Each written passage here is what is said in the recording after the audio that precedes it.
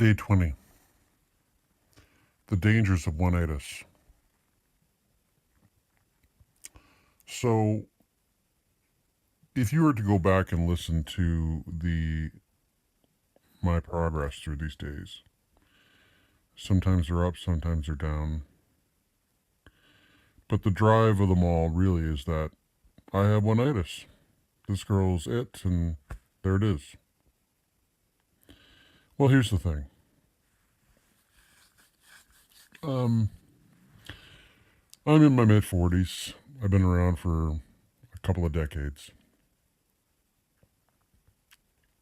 And I've had numerous relationships in my life. I have interacted with many, many people in my life. And so to say that I haven't been around would be an understatement. I've had girlfriends who were sweet and kind. I've had girlfriends who were crazy nightmares. And everything in between. I'm got several women that I'm seeing now. I'm not, as I mentioned in the other videos, I'm not just sitting in the corner crying in my beer. So, in regard to Oneitis, when I refer to this the object of my affection, which this whole project is about, I've been everywhere, man. I've seen everything, man. And it is my fault, as I've said in the past, that this has gone on because I was not able to identify with some of her behaviors. Which, does that make her ideal? Well, yes and no, because scarcity breeds value, right? Perhaps that's why I value her more, because in our relationship there's an element of scarcity associated with her avoidant relationship style. Which, again, I'm going to talk about relationship style soon, but you know it goes. But there were such good times in our relationship that, I think ultimately at the end of the day, it's our fear of how close you can get in a relationship.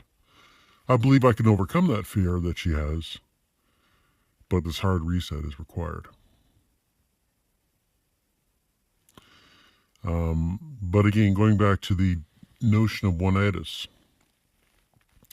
yes, I will go out on other dates. Yes, I will think about the other women I've had in my life. But it's kind of like, I don't know if I've talked about this in other videos, but I went on a supercar day once. And there were several supercars there that, there was a Ferrari, a Lamborghini, high-end Mercedes, McLaren. All wonderful cars, all very nice. Drove them all. But the one standout was the McLaren. When I got in the McLaren, it was like a science fiction experience. It was like you got behind the wheel and all of a sudden the car seemed like it became part of you. When you drove, it was just very in unison with the way you'd move and things like that. It was just very much separated itself from the other vehicles, even though they're all in the same category. And that's really how I feel about my girl. Been with many, many other girls, but she just was like, she quote unquote knocked my socks off. And I've had other girls, I've had infatuations before, but our infatuation just went on, like it never stopped. For an entire year, it was just,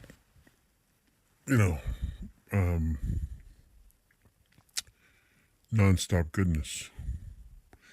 With the exception of the parts when she would pull away, and again, because of behaviors that I created.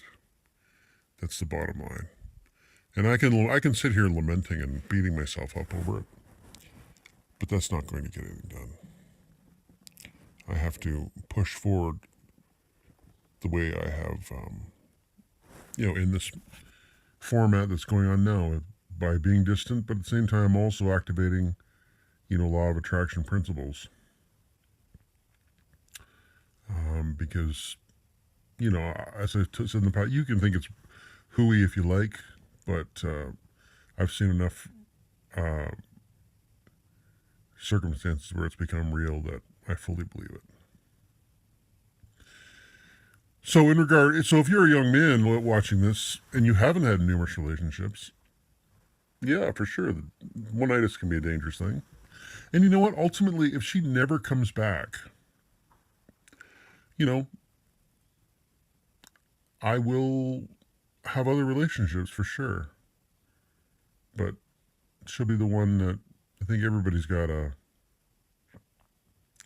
story of a unicorn or someone who just touched them in such a way that pushed all their buttons just right.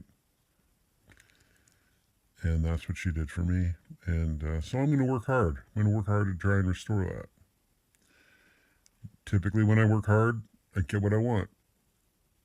But one foot after the other. This is a marathon, not a race.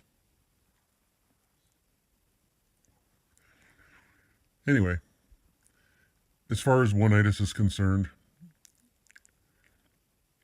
if you're in the situation, a lot of guys get all worked up because they, the girlfriend leaves them. They get worked up because they have a scarcity mentality. I do not have a scarcity mentality. Like I can, if I put the right variables in, I can get other women. It's not a problem. It's like saying you can, go back to the supercar analogy. I could drive any one of those cars, but just the one was just like perfect. And so, having had that experience, why would I settle for less? Because I can drive one of those other cars and I can drive them for a period of time.